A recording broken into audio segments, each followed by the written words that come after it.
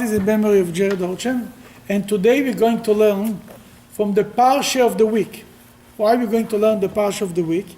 Because we have online a whole series of Parshas, and Parshat Tzav we never had a video on. And today we'll learn about Parshat Tzav. But today we will be a special review of what is speaking Shabbos. And it will end with Parshat Tzav, but we'll go on a journey in the Bible. But to go on the journey in the Bible, we will speak about an interesting thing about the Bible. King Moses, before he died, he speaks about the Torah, and he gives the Torah a very interesting name. He describes the Torah in an unusual way. On page 1333, number 19.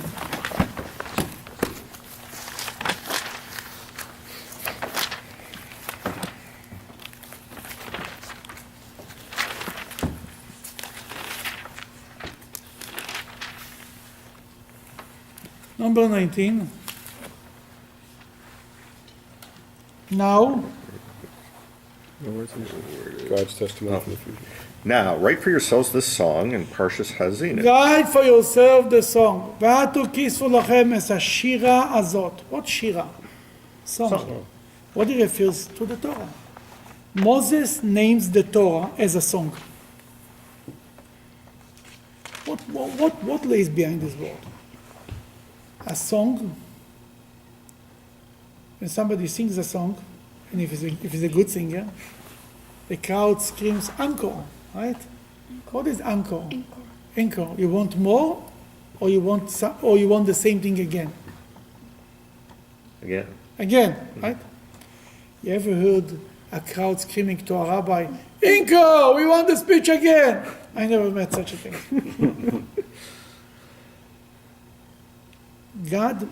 Moses wanted that the Torah should be a song.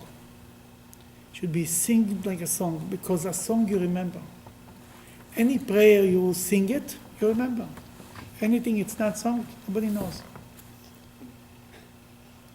Judaism wanted the Torah. You need to understand the Torah was very. How many people had the book?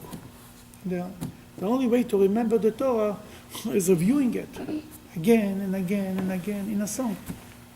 From this comes the concept that's called Troupe. What is Troupe? The cantillations of how to read the Torah with a tune. Now, the tune was evolved. Some people say it comes from Sinai. Some opinions say it's evolved. They were two different tunes, complete different ones. One in Babylon and one in Israel. And it's already 1,000 years that more or less it's one type of tune. Kind of, not really, but it's more unified. That in the beginning it was just a tune. You need to understand the Torah itself does not have any punctuations. You don't know where the sentence begins, where the sentence ends. The tune helps you to understand what's going on. How to start the sentence, where to end. By the tune, you know, Sof Pasuk, you know where to end it. Not only this, the tune gives you an understanding of the verse. Is it a question? Is it an answer? The contact, how to understand the verse, the story, the tune helps you with it. Over the years, the Jewish people made to the tunes two things. They wrote a language to the tunes. You see, in top of the letters or underneath of the letters, there is all the signs in the Hebrew side of the Chumash. See, for example, on page 1, this page, in top of the page, Vayomer Hashem. In top there is a line on one side and a line on the other side, in top of the two letters. Mercha Tipcha. The two words, Vayomer Hashem. Kadma va'azla. Kadma va'azla. Then you have these lines are telling you how to read. That's called Troupe. They tell you how to read the Torah. Now inside the Torah, the lines don't appear. You have to review it before, And when you read on the Torah, you have to be able to remember that. Now, that they wrote, if you want to call it's musical notes. That's the musical notes that they made. Not only they make musical notes, they gave the musical notes names. Where you see the names? You see it in the beginning of the Torah. In the beginning of this Chumash, there is printed the names for it. One page before page 1, before page 2. Go to Before page no. XL. Oh, no, it's before. 2 pages before page XL. XXI. Okay, before page XL. Trying to find as well. 2 pages before the page Okay. XL. You see it? Here is the page. Oh, but you're looking at cancellation marks. There's no page there. No page number. Move further. 2 pages before page XL. Further. That's it, one more. Cancellation. Good. Very good, yeah. Found it? Okay. If you look at this, you see cancellation marks. Where are you going? You're on the right page. Yeah, but it doesn't tell you anything. It just says the name of them. Name of them and the tune. You see cancellation marks? I do. That's it, don't go anywhere. Okay. Just can't read anything. I know. That's in Hebrew, the names for the notes. The note is in top or in the bottom. Pashto, Munach, Zarko. That's how there is a Pashto, then there is Munach, Zarko, Munach, Segol, and everyone has a tone. May I give them a performance? What? No? Pashta munach zarka, munach sago, munach rabi. Mapach pashta zakev katan zakev gadol, merchati pra munach esnachta. No? Go and do Shalshelet. Okay, this is the concept. Now, this tells you what, when you look in the Chumash, you see the notes that they gave the tune, Judaism wrote a language, notes, and gave the notes names in top of it. One of the notes, one of the cantellations is a very rare one. One line before the end, the last word, Shalshelet. See the word? Shalshelet, right here. Right? That's the number 4. Yes. The Shalshelet is like, as he said it now, it goes it's a long tune. Shalsheles. That's it, not too much. It's too possessed. Possess, Shalsheles. In any case, this cantillation, you see the line, the top of the Shalshelet, the style, the symbol? Squiggly. Yeah. This shows up in the Torah only 4 times. And that's what we're going to speak about it tonight. Where and why. And sometimes the Shalsheles, the tune, the Troupe, links the connection between all 4 stories to understand what stands behind the 4 stories. The first time the Shalsheles shows up is in Parshat Vayera. In the book of Genesis, the story is page 105. The story is about Lot. Lot was Abraham's nephew, right? Lot came out from Haran. He joined Abraham to the land of Israel. They came to Israel, it was a famine, they went to Egypt, right? Abraham came out from Egypt rich, Lot came out from Egypt rich too. The moment Lot came out from rich, he became more arrogant and he started to behave not the right way. To a point that Abraham told them, it's not a good idea that both of us will be together. You go, let's separate. You go to the right, I'll go to the left. Let's separate. My shepherds and your shepherds are not working together. It's not good. They separated. Lot looked around. where he chose to live? Sodom and Gomorrah. In Sodom. Why? Sodom was a booming place. Economy in Sodom was amazing. Life was good. And when life is too good, people become arrogant and selfish. And what is happening? In Sodom, they made a rule that nobody is allowed to give charity. It was outlawed. Anybody who is caught giving charity deserves that. God couldn't take it. That it was in the beginning a war between 5 kings and 4 kings, and Sodom was captured, and Abraham saved them once. Then it was again, God told Abraham, I'm going to destroy Sodom. One day, two angels show up in Sodom. At that time, Lot was already a big macher in Sodom. He was a judge. He was a big macher. His daughters were married to local people. He built up his life in Sodom and Gomorrah. Let's read from inside, page 105. Go ahead. Top of the page. 2 angels came to Sodom in the evening, one to destroy and one to save Lot that day. Lot was anointed to be the chief judge at the gate of Sodom. Lot always looked for guests, so he saw them. He went up to greet them and prostrated himself face to the ground. He said, Look now, my lords, please go inconspicuously to your servant's house. Stay overnight, wash your feet, and you can get up early and go on your way. They said, No, we will stay overnight in the street. He urged them strongly, so that they went inconspicuously towards his house.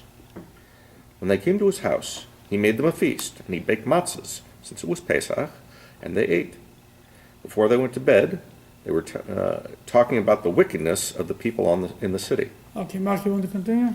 The people of Sodom surrounded the house, both young and old, the entire population from every end of the city without exception. They called out to Lot, saying to him, Where are the men who came to you tonight? Bring them out to us, let us sodomize them. Well, that's a Rashi thing. Lot came out to them at the entrance, and he shut the door behind him. He said, My brothers, please don't act wickedly. Look, I have 2 daughters who have never known a man. I'll bring them out to you. You can do to them as you fit. But don't do anything to these men, because they have come under the shelter of my roof. They said, Get out of the way. In response to his protection of his visitors, he said, You are one single person who has come from foreign parts to live here, and now you are rebuking us. Now we'll treat you worse than them. They pushed hard on the man, on Lot, and they came forward to break the door. Okay, Martello, continue. The angels stretched their hands out, brought Lot to them in the house, and they shut the door. They struck the men who were at the entrance of the house with a plague of blindness, young and old alike, who toiled in vain to find the entrance. The angel said to Lot, Who else do you have here? A son-in-law? Your own sons? Your daughters? Get anyone you have in the city out of the area, for we are going to destroy this place. Since the people's outcry is great before God, God has sent us to destroy it. Here they tell him that they came to Sodom to destroy the place. They give him the news. He was just appointed to be a leader. Build himself a new home. Married off his daughters to local people. His whole life is in Sodom. They tell him, this is it. Continue. So Lot. So Lot went and spoke to his 2 sons-in-law and the fiancés of his daughters. He said, Get moving and get out of here. God is destroying the city. But he seemed like a comedian in the eyes of his sons-in-law. Mm-hmm. Continue. You want to continue? Lot is saved, Sodom and Gomorrah are destroyed.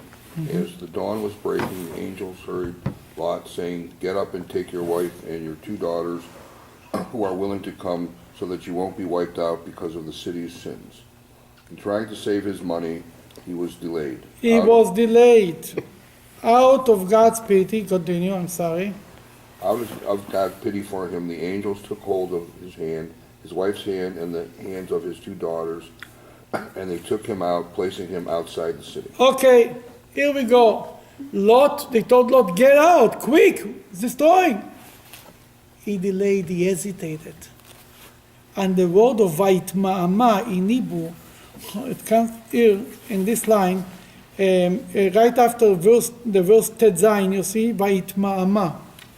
Vayitma'ama is right here, Vayitma'ama. Oh, I see it. On the top of the Vayitma'ama, you want to show him where it is? Vayitma'ama? I couldn't find it. Almost right in the middle. Right here? Yeah, okay, Yeah, sure. right there. Okay. In top of the word Vayitma'ama, Yeah, there's one of those little. there is a Shalshelet. Shalshelet. Vayitma'ama.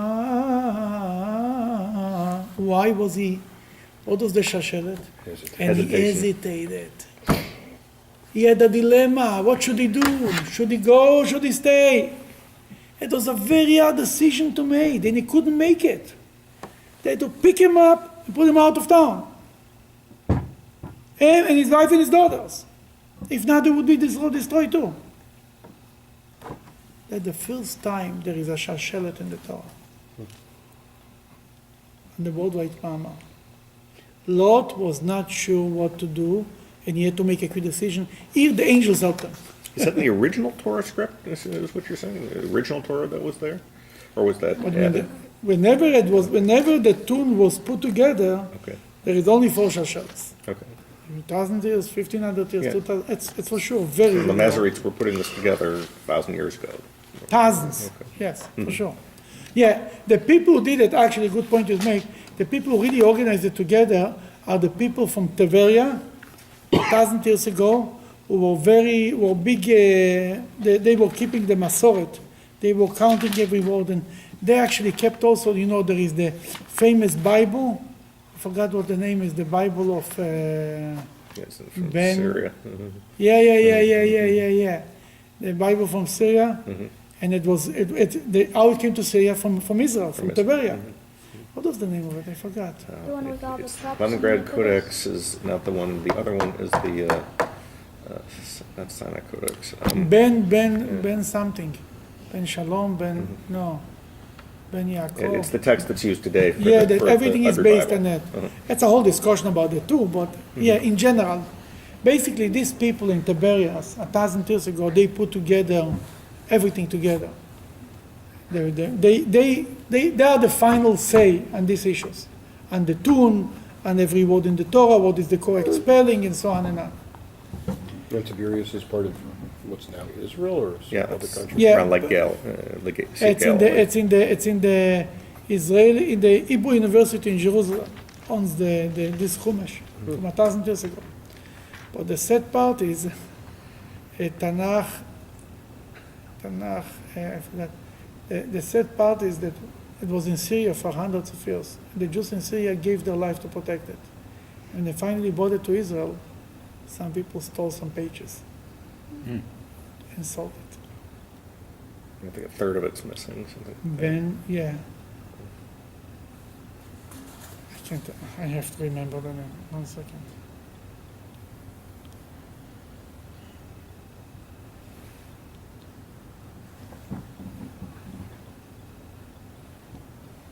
The city you've heard in Syria in the news not too long ago. It just escapes me. It's news because they found something or? Yeah, the Bible got moved there, and so it's called by that name because that's where the text ended up. Did they ever recover the missing pages? No, missing pages have never been recovered. Some of them are recorded. So they had to the use a name of the different Syrian text, the Bible? Leningrad Codex, which was about a few years later, basically to kind of supplement the Codex as a book before they had paper.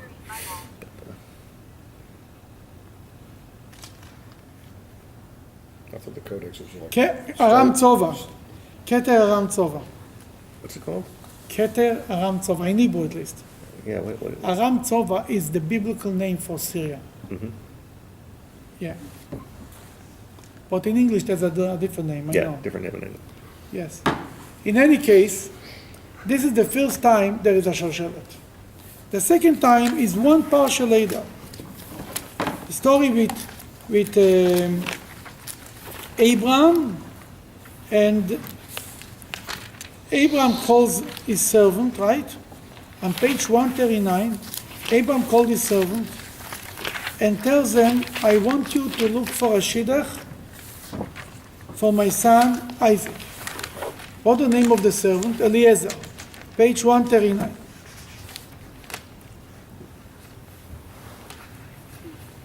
Then we read the story. Abraham was old. Mr. Olgen, you want to start to read it? Okay. Chapter 24. Right. Abraham was old, but still immersed in the daily life. God had blessed Abraham with everything, including a son. Abraham said to his servant, the senior member of the house, who was in charge of everything he had, please place your hand under my thigh and swear an oath. I would make you swear by God, the God of the heavens and the God of the earth, that you will not take a wife for my son from the daughters of the Canaanites amongst whom I live. Rather, you should go to my land, my birthplace, and you will take a wife for my son Yitzchak. The servant said to him, what if the woman will not want to follow me to this land? Shall I take your son back to the land from where you came? You see, he's asking a strange question. Usually he tells them, go find a shidduch. Fine, go. What if you will not want to go? And if you... What is your business? What is this? That Rashi says there is a reason why Eliezer was so interested in what if not. In general, if you want to make sure something doesn't work, you start to if. And if not, you start to open your mouth. You are predicting the bad future. It's written, there is a saying in Judaism, Al tiftach peh la Satan. Do not open your mouth for the Satan. Don't give him an opening. Don't predict the bad side. Here, what if she will not want to go? Who asked you to if me? I asked you to go. Go. Why? Rashi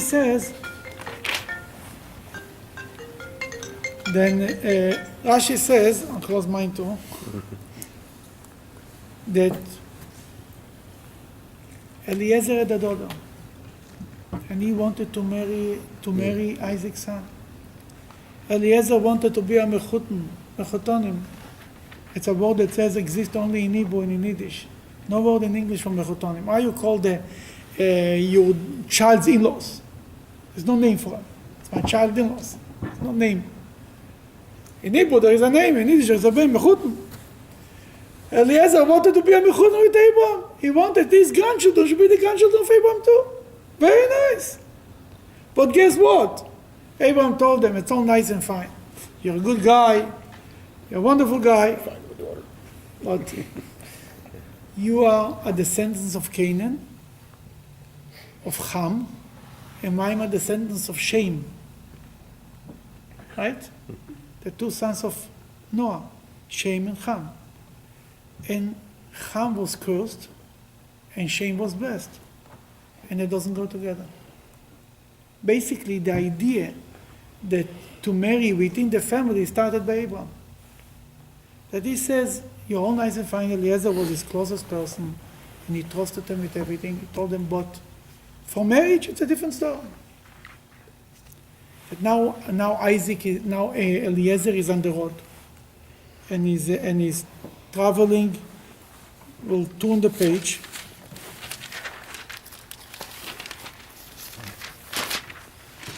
And Eliezer's successful trip, page 141.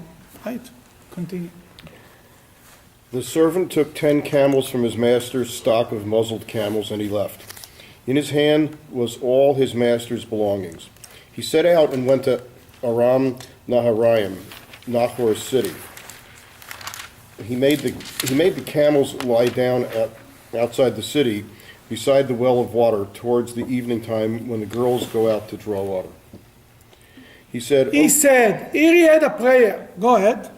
He said, O God, the God of my master Abraham, please let something happen to me today and do kindness to my master Abraham. Look, I am standing by the water well. The daughters of this city's residents are coming out to draw water. If I say to a girl, please tilt down your pitcher and let me drink, and she says, drink and I will also give you your camels to drink, she will be fit to be chosen by you for your servant, for Yitzhak, since she performs acts of kindness. If she is from the right family and shows kindness, I will know that through her you have acted kindly with my master. Okay, let's stop right here. He made a whole prayer. God should give him a sign. Who is the goal? How is he going to know who is from the family of Abraham? What's the whole city? Because he can spend a week here. Then he gave her a sign. He prayed to God. And for a prayer to be answered, it has to be sincere. Right? Even if a sincere prayer not always is answered. But if you want the prayer, the number one ingredient for a prayer to be answered is you really mean it. But here Eliezer had a problem. His heart was like split it in half. On one end, he wants his mission to be successful. He wants Isaac to find a shidduch from Abraham's family because that's what Abraham's wish. On the other hand, if not, he has a better chance. He had a dilemma. He overcame his dilemma and he decided to pray to God wholeheartedly. On the beginning of his prayer, Vayomar, and he said, on the second line, on page 142 in the Hebrew side, on the second line, in the beginning of the sentence, Vayomar, there is in top of it a Shalshelet.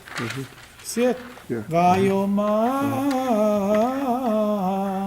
Hashem Elokei Adoni. Then that here he had to overcome a crisis, to overcome a dilemma, hesitation. Yes or no? Should I pray? Would I really wish that it's going to be successful, or maybe not? He agreed. He came to conclusion in peace with himself that he really wants that his mission should be successful, and Isaac should find a shidduch from his own family. That's the second Shalshelet in the Torah. Now we move to the third one.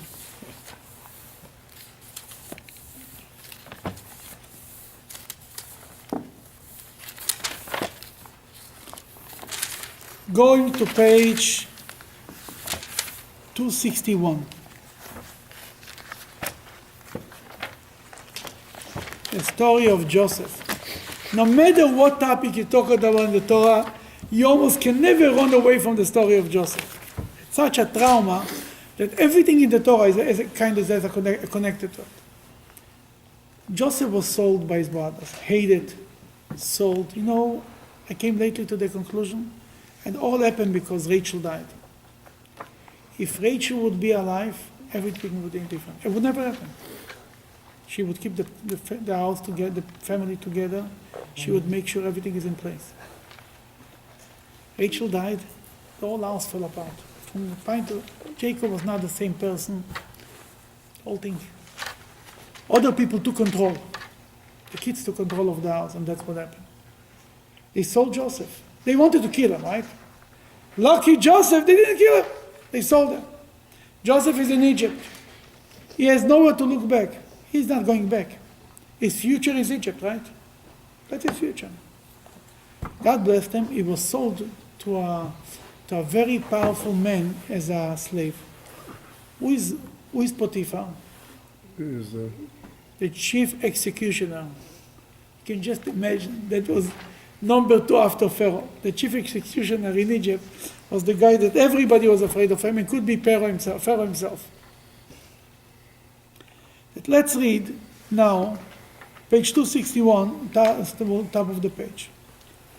Joseph in Potiphar's house. Joseph had been brought down to Egypt, and Potiphar, Pharaoh's officer, chief of the butchers, a native Egyptian, purchased him from the Arabs who had brought him down here. God was with Joseph, and he became a successful person while he was in the house of his Egyptian master. His master saw that the name of God was always on his lips, and that whatever he put his hand to, God made successful. Joseph found favor in his master's eyes, and he attended to him personally. Potiphar appointed him over his house, and he gave everything he had into Joseph's hand. What happened was that from the time that he appointed Joseph over his house and over everything he had, God blessed the house of the Egyptian because of Joseph. God's blessing was found in everything he had, in the house and in the field. He left everything he had in Joseph's hand, and he didn't care to know about anything of his except the crumpet that he ate. Since Joseph was in control, he pampered himself so. Joseph had handsome features and a beautiful complexion. God said, "You are pampering yourself while your father mourns. I will incite the Potiphar's wife against you." Okay, so far life is beautiful. He's by the strongest men in Egypt, and he became the CEO, the head of the whole operation. Everything in the house, he trusts Joseph. And whatever Joseph is doing is successful. Then Joseph, in his own life, where is his future? In Egypt, right? He has nowhere to go. He cannot go back to Israel. And in Egypt, he has a job opportunity, an amazing job opportunity. He's a slave, the strongest person in Egypt, and life is great. And he's successful, and he gave him the best job there. Beautiful. Go ahead. Here starts the problems. Which line are we on? Seven. Number seven. Next. Number 7. Then, after these words of God, his master's wife cast her eyes on Joseph, and she said, "Sleep with me." Simple as that. But he refused. He said to his master's wife, "Look, my master doesn't care to know about any of my affairs in this house, and he has given everything that's his into my hand." Now I'm asking you. She, the master's wife, is asking for him to do it. To refuse. Is this a smart move? Now in Egypt, you better be like an Egyptian, so to speak. You cannot go back to Israel. If he refuses to his wife's master, what end up later? Because of that, she accused them of rape, right? And he ended up in jail for 12 years, you know that? Joseph, because he refused to the master's wife, he ended up in jail. Let's read a little further. Go ahead, continue. "In this house there's no one greater than me, and he has not withheld anything from me except you, since you're his wife. So how could I do this extremely wicked act and sin against God?" When she would speak to Joseph day in and day out, he would not listen to her, even to lie in the same bed as her, or to be with her. Then, when a certain religious holiday arrived, Joseph came to the house to do his business. And none of the members of the house were there in the house, since they had all gone to the temple of idolatry. She grabbed him by his clothes, saying, "Sleep with me." Joseph dashed off and went outside, leaving his clothes in her hand. Okay, continue, Mark. Then, when she saw that he had left his clothes in her hand, and they had dashed outside, she called the members of her house and spoke to them, saying, "See, my husband brought us a Hebrew man who depraved us. He came to me to lie with me, but I called loudly, and so when he heard that, I raised my voice and screamed. He left his clothes with me and dashed off outside." Okay. She accused them for trying to rape, right? Mm-hmm. What was the outcome? Continue. She left his clothes beside her until Joseph's master came home. Then she told him the same thing again, saying, "The Hebrew slave that you brought us came to me to deprave me, and then when I raised my voice and screamed, he left his clothes with me and dashed outside." Then when Joseph's master heard his wife's report, which she told him, saying, "Your slave did this thing like this to me," he became furious. Joseph's master took him and put him into prison, the place where the king's prisoners were he put him in his prison he put him in prison. That Joseph, for trying to do the right thing, not for trying, for doing the right thing, end up in prison for 12 years. 12 years. But, But if he had done it, he would have Yeah. been executed. no, not necessarily. Okay. Nobody would have found out. Nobody would find out. I think it was I can tell you, But that it's in against Egypt, the rules. I mean, who says there was the rules in Egypt? Where do you think the movie The Graduate got its ideas from? It's this story exactly, and they changed the plot, because he sleeps with the. Now, let's turn the page back. This word in number 8, but he refused, and the word refused, it's in the Hebrew side, vayema'en.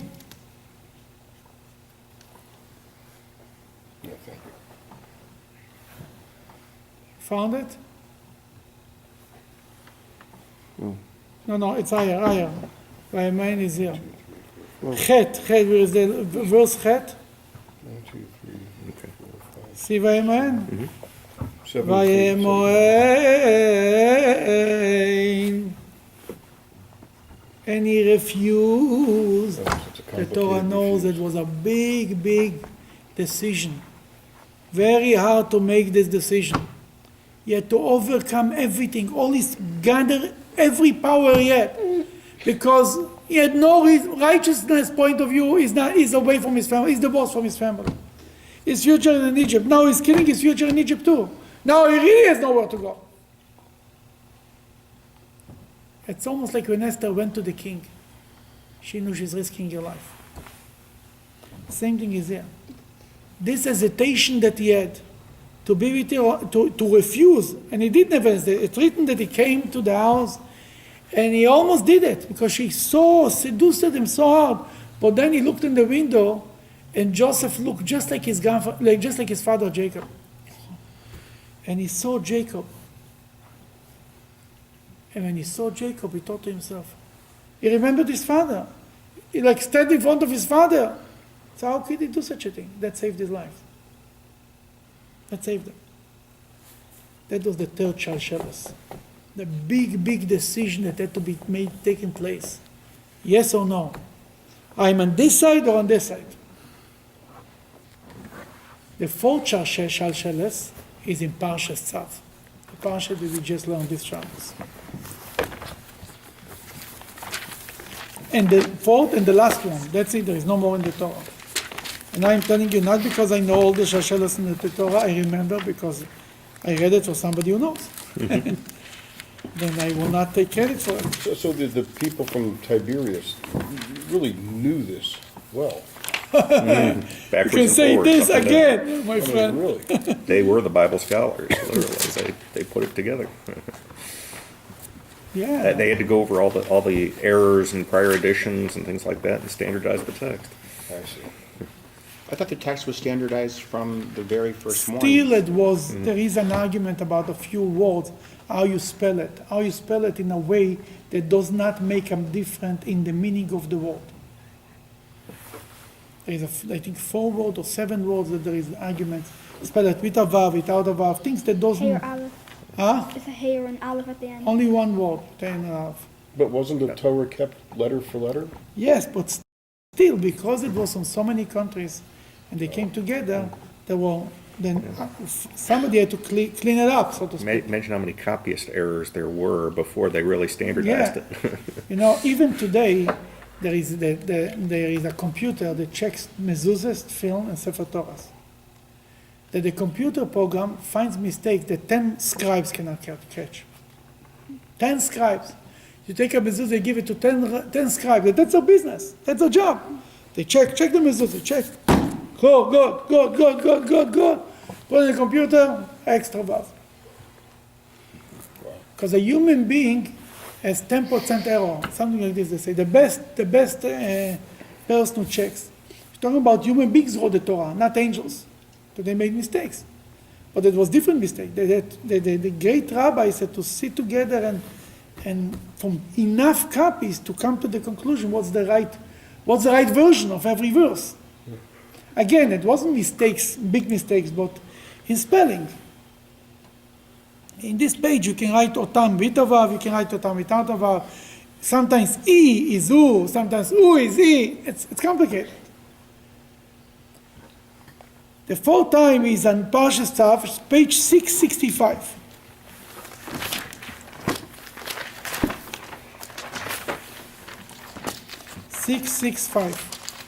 Yeah. This parsha, Vayikra, the whole book of Leviticus, is coming after the second part of the book of Shemot.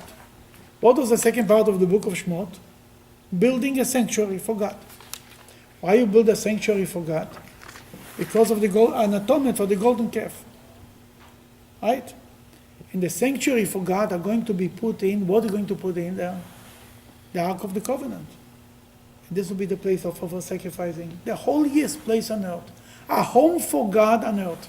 What could be bigger than that? That the Jewish people, a day after Yom Kippur, Moses is coming down, and he tells the Jews, made a big fundraiser, let's build a temple. Yeah? And in 2 days, the fundraising was done. All the money was given, and Moses said, enough, I have too much money, too much stuff. Okay, if too much is too much, we'll not bring you more. They put together the temple, and they built it, and came Rosh Chodesh Nisan. Actually, Rosh Chodesh Nisan is not this Shabbos, next Shabbos. Rosh Chodesh Nisan came, the beginning of the month of Nisan, and it was the inauguration of the temple. And 7 days Moses was putting together the temple. He was dedicating the temple himself, and the team and the people who serve in the temple. Who are the people who serve in the temple? Aaron and his sons. This thing is really making Aaron to be the high priest, and his sons the priests, the Kohens. He was Kohen Gadol, the high priest, and his sons were Kohen Nediot, the regular priests. And to how they dedicate them, God said to make special clothing. Every Kohen used to wear 4 pieces of garment. The high priest was wearing 8 pieces of garment with the breastplate and the tzitz and the forehead and a special head. That was a whole operation. And Moses has to dedicate the temple, not anybody else. 7 days they're taking the saw, putting together, putting together to train themselves, because it was a portable temple that they needed to know how to fold it and build it. That on page 665, we read a little bit about the inauguration of the temple. Marta, you want to read?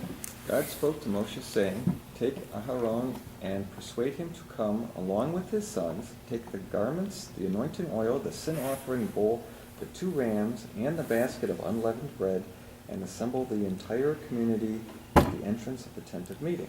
Bring the entire community. And, go ahead, Moshe. Moshe did as God had commanded him. The community assembled at the entrance of the tent of meeting. Moshe said to the community, these things that I'm about to perform before you, God has commanded me to do. Moshe brought Aharon and his sons near and immersed them in water. He placed the tunic upon Aharon, girded him with the sash, clothed him with the robe, placed the apron upon him, girded him with the decorative band of the apron, and adorned him with it. He placed the breastplate upon him, and he inserted the Urim, the Tumim. Okay, basically he got Aaron, and he dressed him up, and then he went ahead with his sons, and he put him, if the next page you see, he puts it on his head, the special hat, and then he took oil on number 10. Moshe took, Mr. Gavin, you want to read number 10? Excuse me. Moshe took the anointing oil and anointed the sanctuary and everything inside it, and thus sanctified it. He sprinkled from the anointing oil upon the altar 7 times.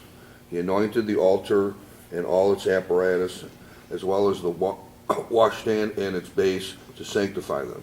Okay, he anointed the Kohens, he anointed the temple, he anointed the sacrifices. Go ahead, one more. He poured some of the anointing oil upon Aaron's head and anointed him to sanctify him. Yeah, he poured on Aaron's head and he sanctified him. Then he continued to do what? Moshe brought Aaron's sons. Moshe brought Aaron's sons near and clothed them with tunics, girded them with sashes, and tied high hats, turbans on them, as God had commanded Moshe. Very good. Then in number 15, you read that Moses slaughtered, there was 3 sacrifices to be brought to the temple on the day. It's written in number 15, Moshe slaughtered one animal, right? Right. That's number 15. Then it's written number 19, he slaughtered another animal. Moshe slaughtered it and dashed it on the sacrifice.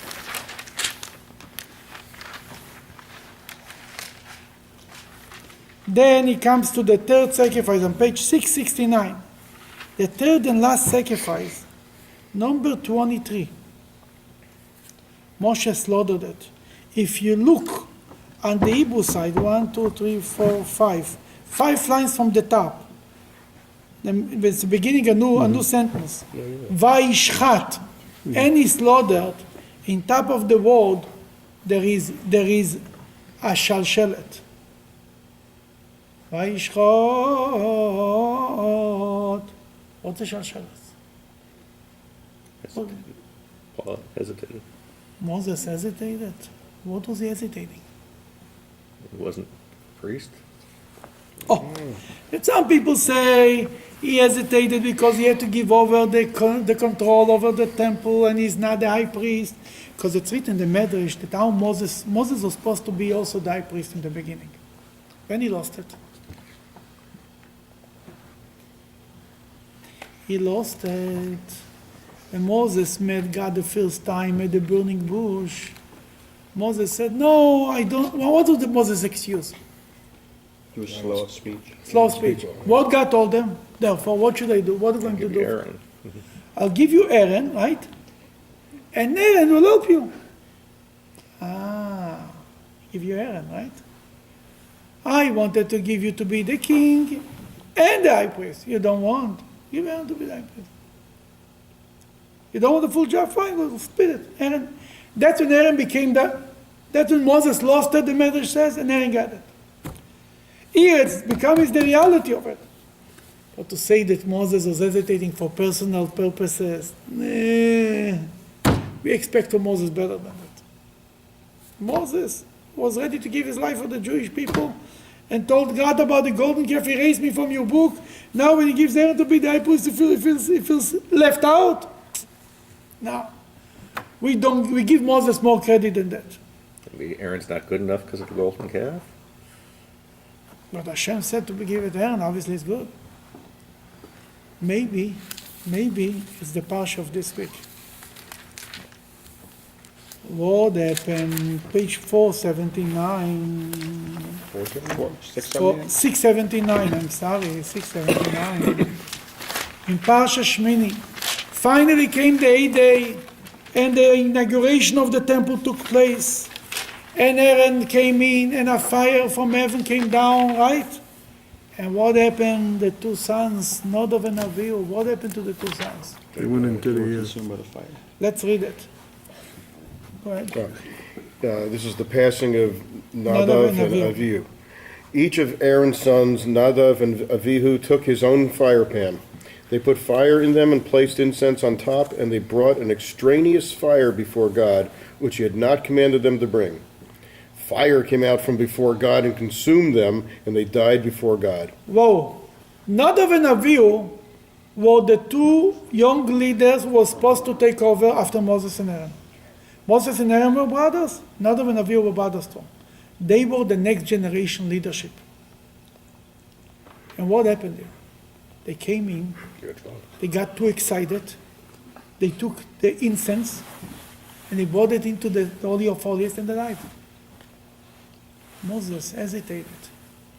He knew the importance of the Ark of the Covenant. He understood the gravity of the temple, of the concept of incense, that you don't offer incense, only what God says. He says, as long as I'm in control, things will be under control. There will be no mistakes. Moses knew what they're in, what not. He said, I'm going to give over to Aaron. Not only to Aaron. I'm giving over to the young generation, to his sons. Who knows what's going to be there? He didn't trust his nephews. Moses, deep down, had a feeling. You know, young people get excited. It's not that he didn't trust them. They were so excited about God that they didn't have the self-control that needed to be. They had spiritual anorexia. That's what they had.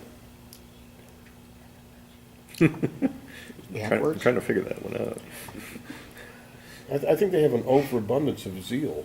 They were consumed by the love of God. That's what really happened.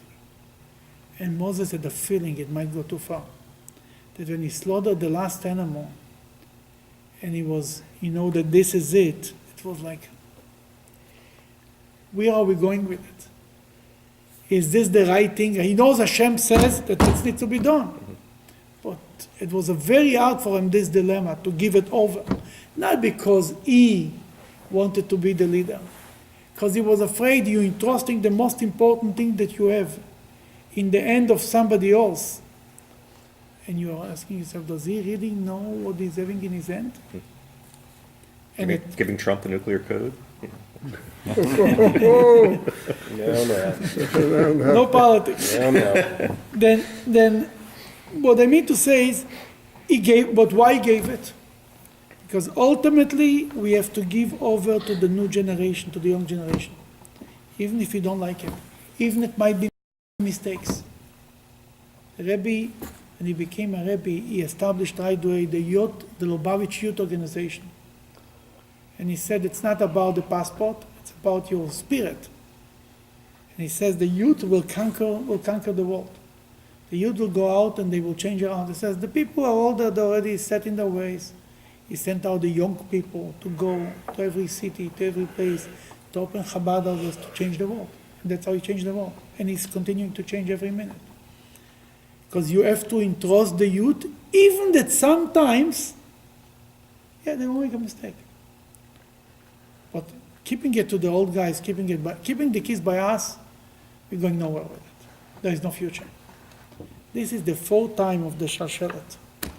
These 4 Shalshelet were in the Torah. But after these 4, no more hesitations. You do what you're supposed to do.